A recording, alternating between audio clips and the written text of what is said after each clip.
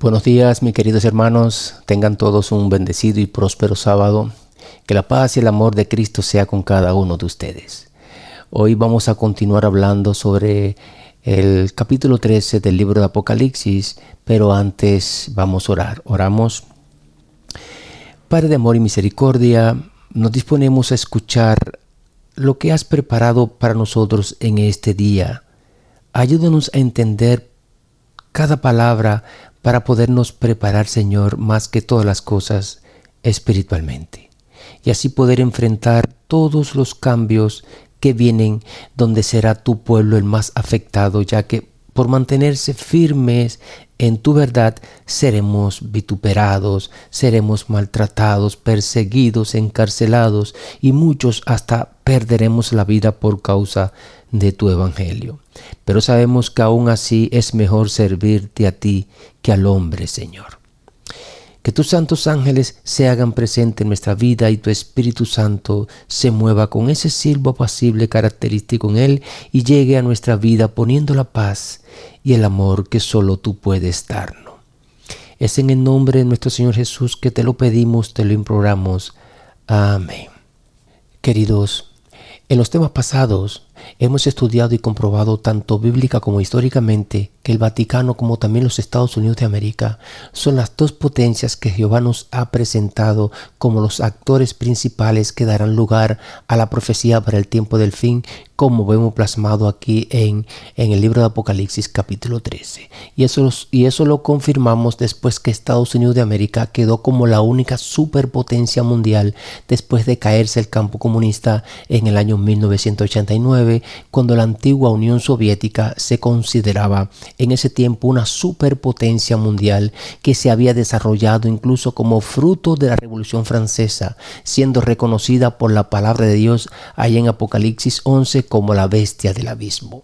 Pero su poder como superpotencia menguó una vez que se derrumbó el comunismo. Así que mirando el panorama cronológico de la historia, podemos ver que primero sube la bestia del mar. Y eso lo vemos en Daniel capítulo 7, Apocalipsis 12:3, Apocalipsis 13:1 y Apocalipsis 17:3.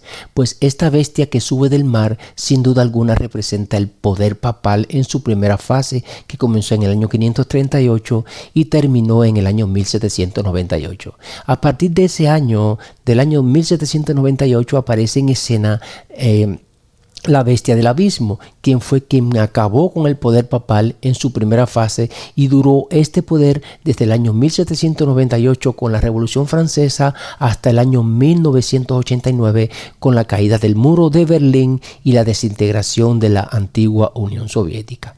Y esto, querido, sucedió a través de la alianza que hubo entre el Vaticano y los Estados Unidos de América, y a partir de 1989 vemos en el escenario mundial la bestia que surge o sube de la tierra, pues es este país, Estados Unidos de América, como dice Apocalipsis 13:11.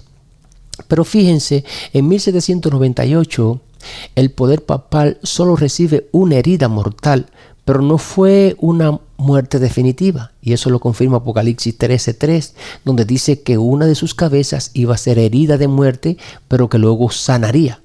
Así que la herida del Vaticano ha ido sanando progresivamente de tal manera que esta institución católica ha logrado una fuerte alianza con el país que se considera actualmente el más poderoso del mundo, los Estados Unidos de América.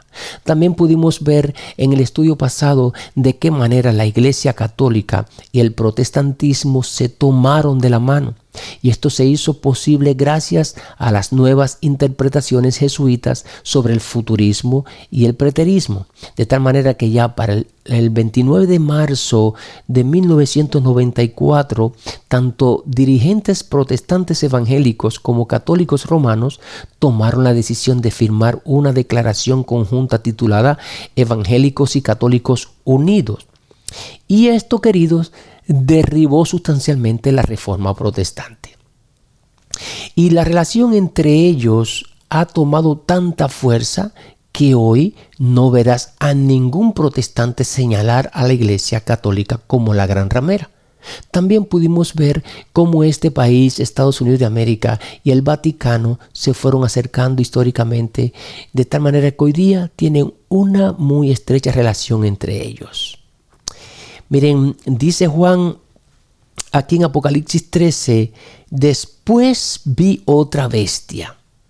Es decir, ya él anteriormente había visto otra bestia que describe aquí mismo los versículos 1 y 2 de este capítulo 13. Pero Daniel en el capítulo 7 había visto 4 bestias, aunque la última bestia que ve Daniel es la misma bestia que ve Juan en los versos 1 y 2 de Apocalipsis 13. Lo cierto es, queridos, que todas las bestias anteriores a la bestia que describe Juan en Apocalipsis 13:11 eran potencias mundiales, eran muy pero muy malas, eran muy salvajes, eran bestias sangrientas y todas se destacaban además por ser idólatras. Pero también, queridos, estas bestias tenían una característica muy pero muy especial. Y esa característica era un régimen que existía en ellas, que por eso eran tan crueles y perseguidoras. Y ese régimen era la causa de la unificación, escucha bien, entre la iglesia y el Estado. Pero Juan aquí en Apocalipsis 13:11 describe una bestia que por primera vez vemos que es una bestia que pudiéramos decir que es buena. Y surge de un lugar muy diferente, ya que las demás habían surgido ¿de dónde? Pues del mar, ¿verdad? Pero esta que describe Juan aquí, pues surge de la tierra. Pues según la historia, queridos, los Estados Unidos de América es una nación que se levantó pacíficamente. Así que para llegar a donde se encuentra en estos momentos, pues nunca tuvo que conquistar a ningún otro reino. Pues llegó a alcanzar la posición que tiene hoy día sin la necesidad de salir a conquistar otro país, porque en realidad quien la hizo poderosa y le dio el lugar y el respeto que hasta hoy tiene fue Jehová de los ejércitos, querido. Porque este es un país, mi amado, que ha sido muy, pero muy bendecido por Dios. ¿Verdad o mentira? Solamente tenemos que mirar la historia y ver cuán grande ha sido el éxodo de personas de casi todos los países del mundo, luchar por llegar acá y alcanzar su sueño de vivir en el mejor país del mundo. Eso es sin contar los cientos y miles de millones de personas que han fracasado en el intento de hacer sus sueños realidad, pero sin embargo no lo lograron. Y este éxodo de personas para llegar a este país tiene una explicación y un motivo. Y es que ha sido el país más bendecido por Jehová, a diferencia de los demás países que conforman este mundo. Mis amados, este país se formó con el pueblo de Dios. Este país era una nación protestante que rechazaba la idolatría. Este país, dice Juan, que era semejante a un cordero, se parecía en su naturaleza a nuestro Señor Jesús. Y este país tenía bien claro que la iglesia y el Estado nunca, jamás debían unirse, y por esa razón lucharon por mucho tiempo. Pero, y siempre hay un pero, ¿verdad, queridos? Siempre hay un pero en la vida individual de cada ser humano, y siempre hay un pero en cada nación. Como dicen muchos, todo iba bien en la vida de mi familia. Todo iba bien en este matrimonio. Todo iba bien en mi trabajo, pero, etcétera, etcétera, etcétera. Así que este país ha sido el más grande y bendecido por Jehová. Pero qué triste es, mis amados, cuando estamos hablando estas cosas sobre las bendiciones de este país en verbo pasado, ¿verdad? Estamos hablando de cosas que en un tiempo caracterizaban al mejor país del mundo, al país que se podía comparar con la Canaán terrenal, aquella que fluía leche y miel en abundancia. Y estamos hablando en verbo pasado, queridos, porque tristemente Juan termina diciendo en este capítulo 13, en verso 11, que esta bestia descrita por él como una bestia buena, pues desafortunadamente se volverá mala y muy mala, queridos. De tal manera que va a hablar como todo un dragón. Y eso va a suceder cuando este país se convierta en su mayoría en un país idólatra. Al levantar una imagen de la bestia y luego se convierta en ese perseguidor del verdadero pueblo de Dios. Cuando se una a esa triple alianza entre el papado, el protestantismo apóstata y el espiritismo, que no es otro que la nueva era. y juntos van a formar lo que conocemos en Apocalipsis 17:5 como Babilonia la Grande, la madre de las rameras y de las abominaciones de la tierra. Así que, mis amados, cuando la iglesia y el Estado, es decir, la religión y la política, se unan oficialmente en este país, pues se acabó, queridos, la libertad religiosa, se acabó la libertad de expresión y se acabó la soberanía, y no encontraremos la paz en ninguna parte. ¿Y quieren saber más? ¿Quieren saber más, queridos? Pues esta bestia se convertirá en una bestia mucho más salvaje que las bestias anteriormente mencionadas. Y miren que estas bestias que surgieron del mar eran salvajes y sanguinarias, pero esa bestia que surgió de la tierra, mansa y humilde como un cordero, pues se convertirá en una bestia terrible para los ciudadanos de este país y luego para los ciudadanos del resto del mundo. Y esto sucederá cuando se cumpla lo que dice Apocalipsis capítulo 13, verso 12. Que este país, Estados Unidos de América, hará que sus moradores adoren a la primera bestia, es decir, adoren al papado. Y es ahí donde su herida mortal será sanada completamente. Así que este país, Estados Unidos de América, llegará el momento que estará en una íntima relación con el papado y obligará a los ciudadanos de este país a adorar el sistema católico del Vaticano. Y es aquí donde entendemos lo que dice Juan, que de cordero se convierte en dragón por ese cambio de actitud que tomará este país, volviéndose intolerante, incluso hasta dictatorial y tiránico, obligando a las personas a perder su libertad religiosa, imponiendo a su vez la autoridad del papado. Queridos, en este capítulo 13, que ya les he predicado como 3 sermones basándome en el mismo capítulo, no todos han encontrado el verdadero discernimiento, incluyendo incluso a muchos adventistas del séptimo día. Por eso ahora vamos a profundizar esto un poco más con la realidad que estamos viviendo y al final ustedes saquen sus propias conclusiones.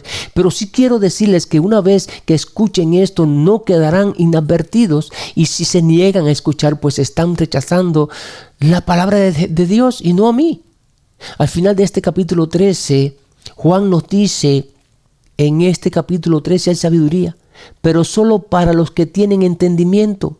Y si sientes, mi amado, que no tienes ese entendimiento sobre lo que dice la palabra de Dios acerca de los acontecimientos que están por venir, pues pídeselo a Jehová, querido, y estoy seguro que Él te dará el discernimiento necesario para que puedas entender.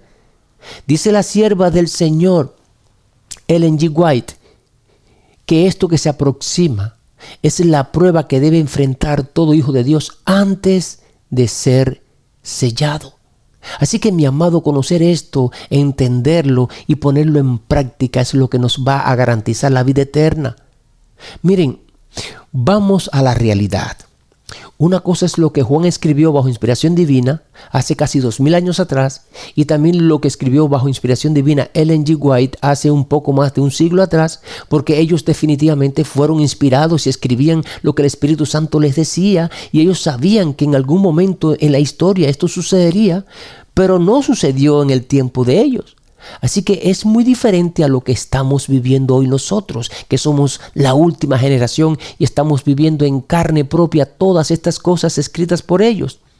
Así que vamos a despertar y encontrémonos con la realidad, mis amados, y espero que esto lo puedan compartir con otras personas. Miren, en un estudio pasado pudimos ver que bíblicamente la simbología del águila le pertenece a Jehová. Y no voy a mencionarles todas las citas que confirman esto por honor al tiempo, pero sí les quiero recordar que con alas de águila fue que Jehová primero sacó a su pueblo de Egipto, y luego con alas de águila volvió a sacar a su pueblo de la opresión y persecución del papado en Europa y lo trajo a este país. Pudimos ver también que la simbología del águila la tuvieron por un tiempo los romanos, luego los franceses, y por último se quedó con esta simbología como escudo, como sello, como símbolo nacional este país, Estados Unidos de América, hasta el día de hoy. Ahora, el águila le han dado un significado en este país muy diferente a lo que en realidad simboliza, porque en la Biblia aparece el verdadero significado del águila. Además, ustedes saben que aquí imperan 2 grandes partidos. Está el Partido Republicano y está el Partido Demócrata, ¿verdad? Y aunque existen otros partidos pero no tienen ese poder como para llegar a tomar el mando en este país. Por eso siempre se mencionan estos dos partidos que oficialmente imperan el poder en este país desde el siglo XIX. Ahora, el águila, que es el símbolo nacional de este país, por ser un ave es lógico que tenga dos alas.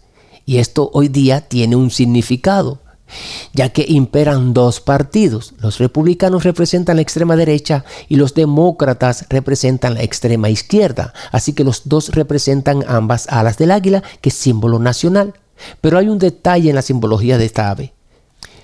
Si miran la foto de este símbolo, verán que esta ave tiene sus dos alas abiertas, pero en el centro está su cabeza, y esto tiene también su significado, queridos.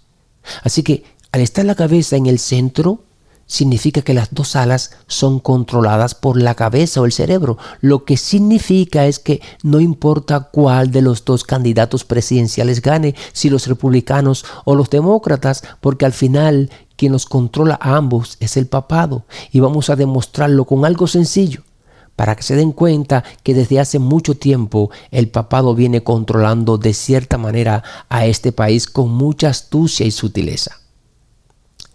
¿Conocen ustedes una famosa cena que se da cada año en el mes de octubre conocida como All Smith Dinner? Bueno, aquí les dejaré algunas fotos. Dicen que una fotografía habla más que 1000 palabras. Así que esta es una cena que desde el año 1960 todos los candidatos presidenciales de este país han estado presentes. Bueno, no todos, porque han faltado algunos por ciertas razones. La última fue Kamala Harris, que no asistió el año pasado. Y mis amados, este evento es dirigido y organizado cada año nada más y nada menos que por la Iglesia Católica, a través del arzobispo de Nueva York. Y este evento se da para recaudar millones de dólares para la Iglesia Católica, entre otras cosas. Así que esto se ha convertido en una tradición para que ambos candidatos presidenciales asistan y hagan sus donaciones e intercambien chistes alegres el uno sobre el otro, etcétera, etcétera. Pero esto más que nada se ha logrado con otro propósito, querido.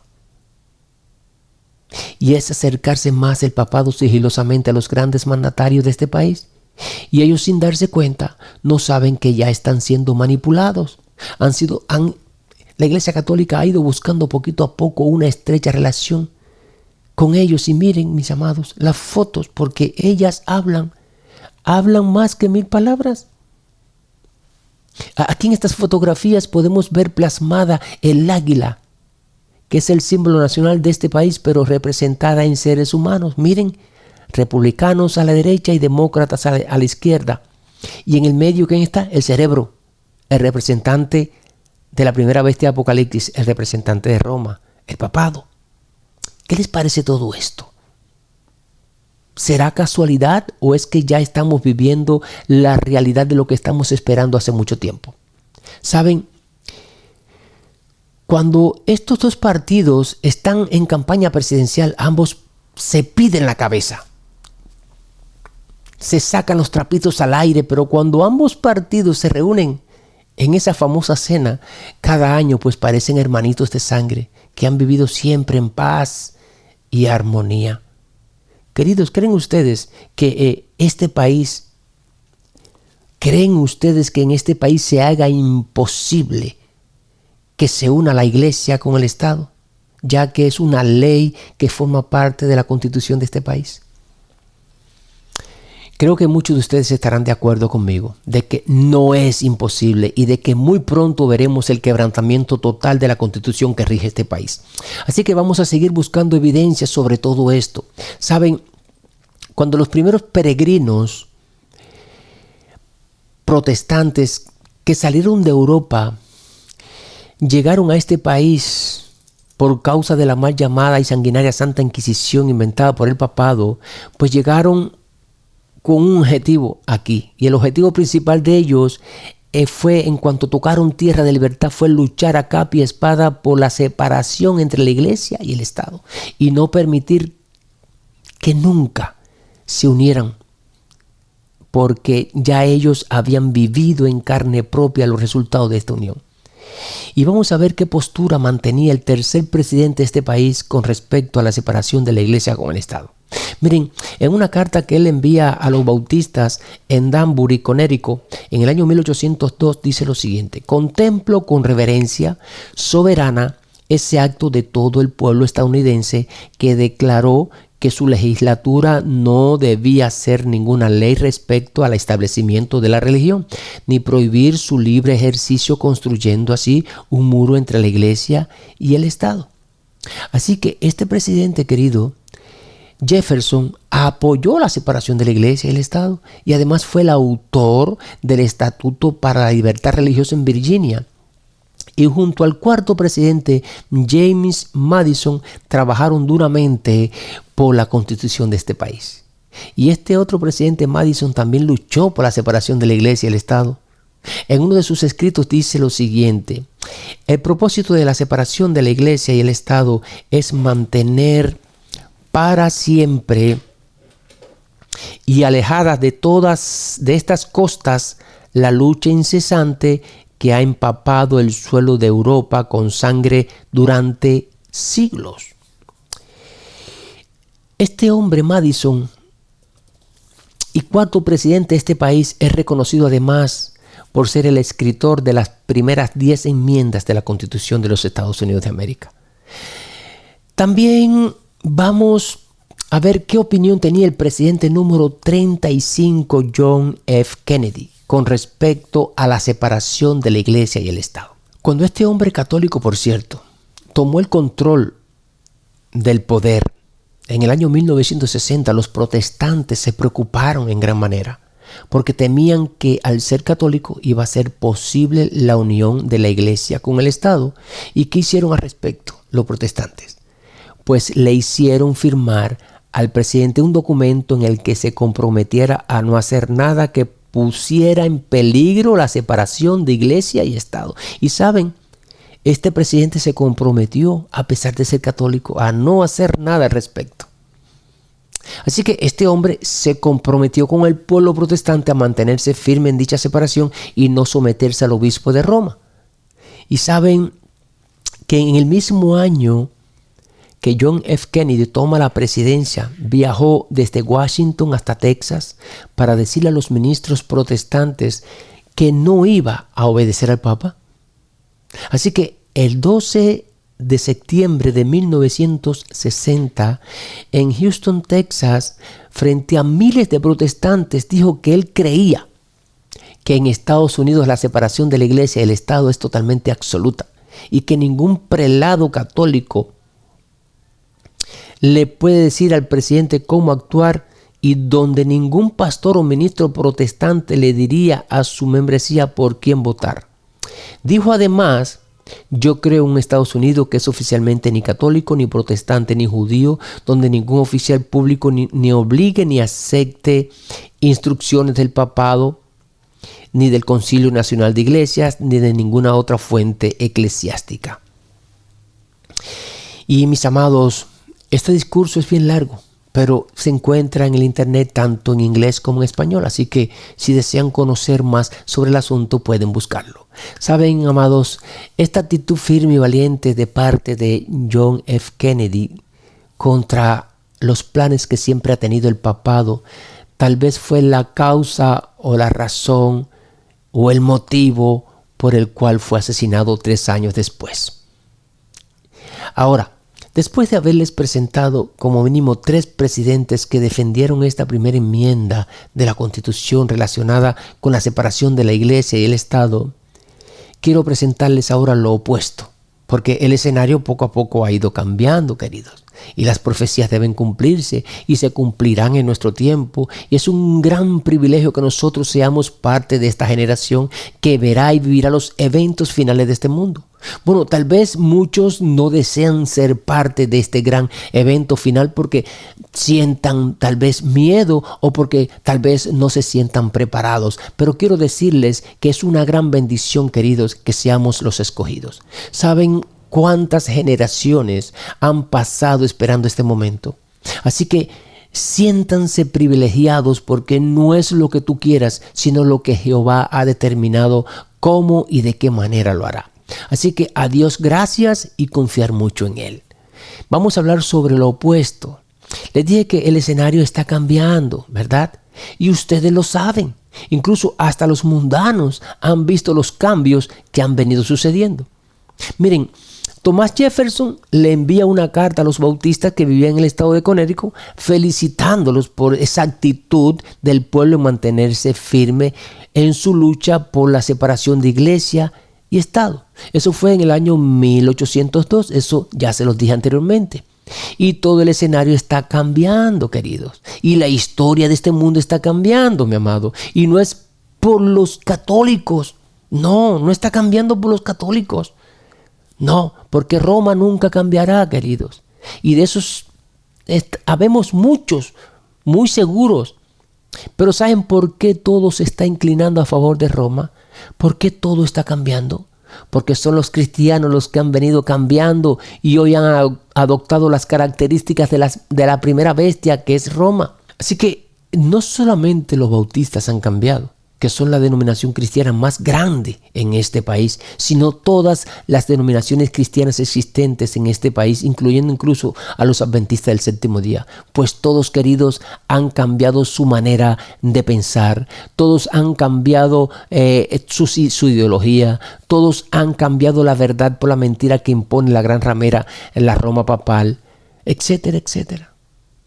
Y miren, los bautistas del sur de los Estados Unidos de América es la mayor entidad cristiana en todo el mundo, como ya les dije, y se consideran ser la mayor denominación protestante en Estados Unidos de América, con 50,000 iglesias y 14 millones de miembros solamente en este país.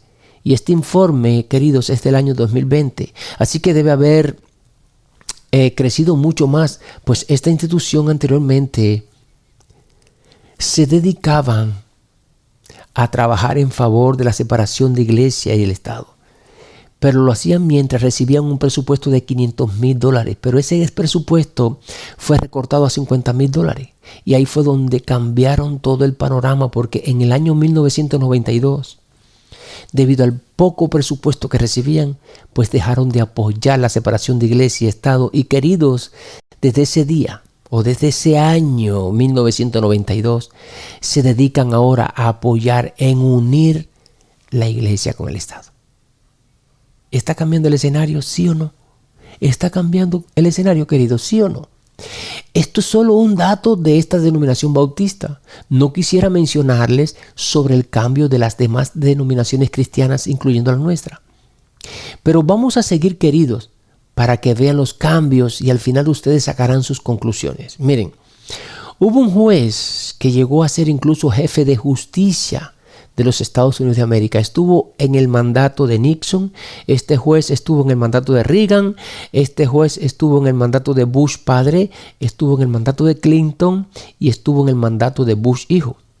Y este hombre es conocido como William Rehnquist. Y dijo estas palabras: el muro de separación de iglesia y Estado es una metáfora basada en una mala historia, una metáfora que se ha probado ser inútil como guía de juicio, por tanto debería ser abandonada. Y el presidente George W. Bush hijo, en tan solo 9 días de haber comenzado su mandato en el año 2001, firmó una orden para abrir una oficina en la Casa Blanca enfocada únicamente para ayudar a grupos religiosos a obtener dólares de impuestos federales. Es decir, que comenzando su mandato le dio un inicio a la unión de iglesia y Estado. Pero eso no es todo, mi amado. Recuerden que les dije que en el año 1960 John F. Kennedy viajó desde Washington hasta Texas para asegurarle a los ministros protestantes de que no iba a obedecer al Papa.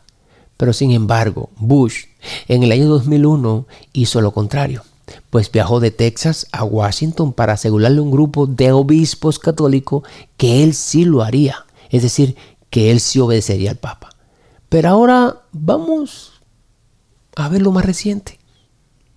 Miren, afortunadamente, Durante los 8 años que estuvo Barack Obama como presidente, no hubo ningún progreso en cuanto a la unificación de la iglesia y el Estado.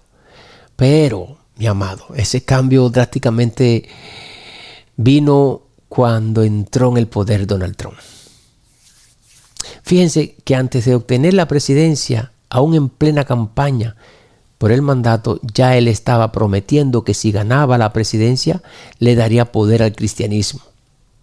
Y en uno de los tantos discursos que le dedicó a los cristianos evangélicos, dijo estas palabras: en mi gobierno nuestra herencia cristiana será atesorada, será protegida y defendida como nunca lo han visto antes. Créanme, porque yo lo creo y ustedes lo creen y ustedes lo saben. Esas fueron sus palabras, queridos, y de esa manera pudo reunirse como candidato presidencial con 900 principales líderes conservadores evangélicos, prometiéndoles trabajar en favor de ellos, y así fue como pudo lograr que miles de iglesias evangélicas en este país prepararan un movimiento masivo para convertirlo en presidente. Saben, tal fue el compromiso de Trump con la comunidad evangélica que cuando quedó como presidente oficial el 20 de enero del 2017, de los 4 primeros cargos de alto nivel en el gabinete, 3 de esos cargos fueron otorgados a evangélicos.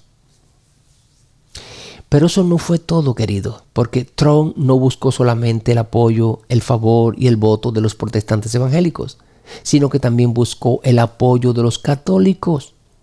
Saben, un dato muy curioso que por cierto estudiamos hace un tiempo atrás. Cuando se terminaron de fundar las 13 colonias, este era un país completamente protestante. Solo existía el 1%, queridos, de católicos. ¿Y saben cuál es la cifra de los católicos hoy día en este país? Miren, según el Censo de Religión de Estados Unidos, y este censo se hace cada 10 años, pues en el año 2020 la Iglesia Católica tenía en este país 61.9 millones de miembros, abarcando así el 18.7% de la población. Con razón, mis amados, el protestantismo ha muerto en este país. Ha sido un trabajo largo, sutil, silencioso y en secreto por parte de la Iglesia Católica, pero lo han logrado y muy pronto darán su estocada final, queridos. Así lo creo yo y así deberían creerlo ustedes, y no es un mero capricho ni mucho menos fanatismo, como ya me han llamado en varias ocasiones diciéndome que soy un fanático. Esto lo afirmo y lo confirmo porque así lo dice la palabra de Dios bien clara en Apocalipsis 13. Tal vez en otro tiempo del pasado hubieron dudas con respecto a todo esto, pero nosotros que estamos viviendo la realidad de todo el panorama que estamos mirando, no deberíamos dudar en lo más mínimo, queridos. En lo más mínimo deberíamos dudar. Miren, el 5 de octubre del año 2016, Donald Trump le escribió una carta a George Buckley, presidente de la Conferencia de Liderazgo Católico, y la misma Trump elogió al arzobispo de Denver, Samuel Joseph Aquila, y a su predecesor, ahora arzobispo de Filadelfia, Charles Chaput, 2 de los prelados más influyentes del catolicismo en este país. En esta carta escuchen las palabras que Trump escribió. Tengo un mensaje para los católicos. Estaré ahí para ustedes, estaré junto a ustedes y lucharé por ustedes. Y un mes después de esta carta, exactamente la noche anterior a las elecciones, es decir, el 7 de noviembre del año 2016, Donald Trump le envía un mensaje muy especial a los católicos a través de una red católica, y el mensaje decía lo siguiente: los católicos son una parte importante de la historia de los Estados Unidos de América. Este país se ha fortalecido gracias a los católicos que trabajan duro desde Nueva York hasta California. La historia católica es realmente extraordinaria y muy grandiosa. Los políticos de Washington han sido hostiles a la iglesia, han sido hostiles a los católicos y han sido hostiles a todos los miembros del catolicismo. Es decir, lo que quiere decir Trump aquí es que los políticos de Washington se han manifestado contrarios, se han manifestado enemigos, rivales o adversarios contra los católicos. Pero Donald Trump les da esperanza de vida, queridos, otorgándoles poder con estas palabras. Dice él: pero yo y mi gobierno estaremos al lado de los católicos estadounidenses para promover los valores que todos compartimos como cristianos y estadounidenses que somos. Mi amado, esto es algo así como que una persona tal vez sea yo o tal vez cualquiera de ustedes se sienta mal por algo grande que le haya pasado y se vea totalmente derrotado y sin esperanza alguna, y venga alguien con poder y te ponga las manos en el hombro y te diga: no pasa nada, no te preocupes, yo te voy a ayudar en todos tus problemas. ¿Cómo se sentiría esa persona? Pues cambia totalmente sus expectativas, ¿verdad?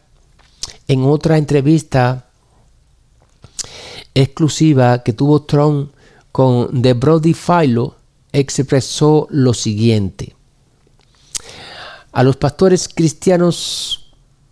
quiero ver a los pastores cristianos hablar más audazmente desde el púlpito, y sus palabras fueron las siguientes: la iglesia tiene que tener más poder y quiero devolver ese poder a la iglesia protestante. Otra de las promesas de Donald Trump durante su campaña en el año 2016 fue derribar una barrera entre la iglesia y el Estado. Así que no más separación, dice Donald Trump. Voy a derribar ese muro. ¿Y sabe lo que hizo en cuanto tomó la presidencia, comenzando el mes de febrero? Pues anunciar a voz en cuello, acabar con uno de los pilares fundamentales que sustentan la estricta separación entre la iglesia y el Estado en el país que él dirige. ¿Y saben cuál es? Pues la enmienda Johnson.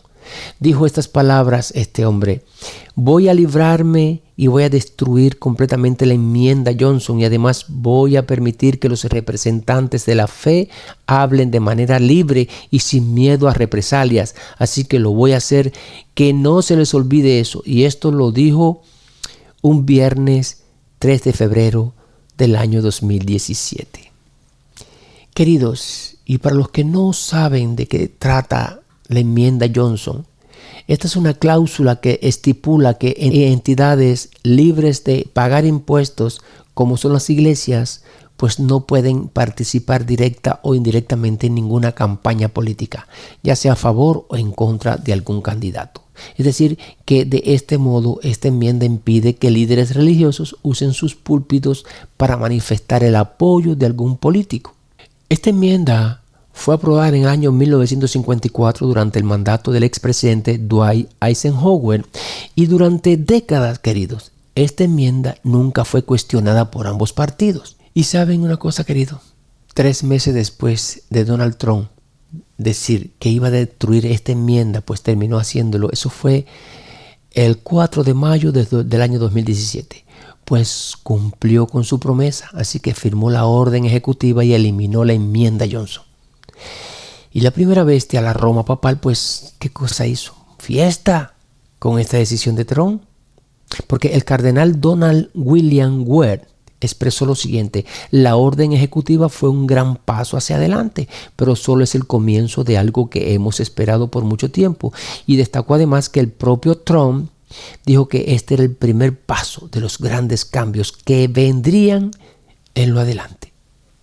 Así que, mis amados, estemos preparados, porque este acercamiento entre la unión de iglesia y Estado pronto será oficial y definitiva en este país. Queridos, ante nuestros ojos están ocurriendo estos eventos proféticos y muchos no nos damos cuenta. Debemos despertar y reflexionar en esto, porque tenemos la ley dominical ahí cerca y muchos no estamos preparados. Ya Trump en el mandato pasado eliminó la enmienda Johnson. En este segundo mandato no perderá tiempo en continuar lo que ya comenzó. Así que la primera enmienda será eliminada muy pronto. Y cuando eso suceda, se acabó la libertad religiosa en este país, mi amado. Se acabó la libertad religiosa en este país. Faltan solamente 2 días para que le entreguen una vez más el trono. La primera vez que se lo entregaron no le dieron tiempo a cumplir con todas sus promesas, aunque sí dejó bien claro cuál era su postura como presidente de este país. En este segundo mandato esperemos con seguridad grandes cambios que hará que este país cambie totalmente y hable como dragón. Ya vimos que todo lo que él promete lo cumple, así que su agenda está cargada de muchas promesas que hará cumplir a partir del día 20 de enero. Ya deben saber ustedes que apenas 2 o 3 días en North Dakota o Dakota del Norte se intentaron hacer vigente la ley dominical. Y no es la primera vez que intentan hacerlo, porque también en el año 2019 lo intentaron.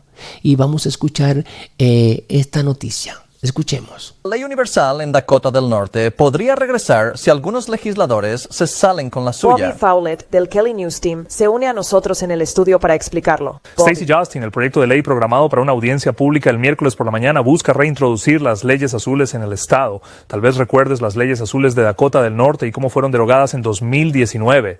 Si no, las leyes azules prohíben que ciertos negocios estén abiertos desde la medianoche hasta el mediodía los domingos. La ley se aplicaría principalmente, afectarían a los comercios que venden artículos como joyas, ropa, vehículos e incluso pintura y madera. Ahora, la derogación de las anteriores leyes azules de Dakota del Norte fue decidida por solo 2 votos, y la Cámara de Fargo-Moorhead West Fargo ya han emitido un comunicado oponiéndose al regreso de las leyes azules, diciendo en parte que instamos a la legislatura de Dakota del Norte a rechazar el proyecto de ley y reserve la libertad para que las empresas operen como lo consideren adecuado. Stacey, Justin. Miren, queridos, las leyes azules es una ley mundial. Y esto es sinónimo de la ley dominical. Hay países que hoy día la ven como inconstitucional, pero hay otros que la tienen vigente. Por ejemplo, en este país se aplica en algunos estados, pero con algunas cosas, no en su totalidad. Por ejemplo, cómo cerrar las tiendas, regular las actividades comerciales y de entretenimiento, regular la venta de licor en los días domingos y días festivos religiosos. Así que lo que están buscando es poner en su totalidad la vigencia de estas leyes azules, prohibiendo en su totalidad trabajar en domingo. Bueno, todos ustedes saben que desde que abrimos los ojos a este mundo, hemos visto, mi amado, que los domingos no se trabaja. La mayoría de los negocios e instituciones del gobierno están cerrados y las personas han visto esto como costumbre. Porque en eso es lo que la Iglesia Católica ha trabajado durante siglos. Por eso, cuando se haga vigente y oficial la ley dominical que prohíba universalmente trabajar en domingo, no será un problema para nadie. Solo será un problema para el verdadero pueblo de Dios. La imagen de la bestia se está levantando ante nuestros ojos, queridos, de la misma manera que se levantó aquella imagen de oro en el campo de Dura, en la antigua Babilonia, donde le exigieron a todos los habitantes de esa época adorar esa imagen bajo pena de muerte. Allí se encontraba el pueblo de Dios. Habían muchos israelitas cautivos, pero solo se mantuvieron firmes 3 personas, porque el resto se inclinó ante la imagen. ¿Estamos preparados como lo estuvieron estos 3 jóvenes hebreos, que sin importar las consecuencias se mantuvieron firmes al costo que fuera necesario? Es solo una pregunta, querido, para meditar en ella. Para ti, mi amado, ¿cuál será la ley religiosa llamada la marca de la bestia que se impondrá como fruto de esa unificación entre la iglesia y el Estado? Reflexionemos en esto. Porque la marca de la bestia no es otra que la ley dominical que pronto se hará vigente, no solo en este país, sino también se hará vigente en todos los países de este mundo. Aquellos que acaten dicha ley y se sometan a ella, pues tendrán, como dice la palabra de Dios, la marca de esta primera bestia en su mano derecha y en su frente, como se menciona en Apocalipsis 13. Y esto sucederá en cuanto veamos que sea una oficialmente la iglesia con el Estado. Queridos, espero hayan entendido lo que se ha compartido de aquí y que nos preparemos cada vez más, porque nuestra redención está más cerca de lo que nos imaginamos. Jehová los bendiga y los guarde siempre de esos vientos de falsas doctrinas que respiramos en nuestro ambiente. Vamos a orar para terminar. Oramos.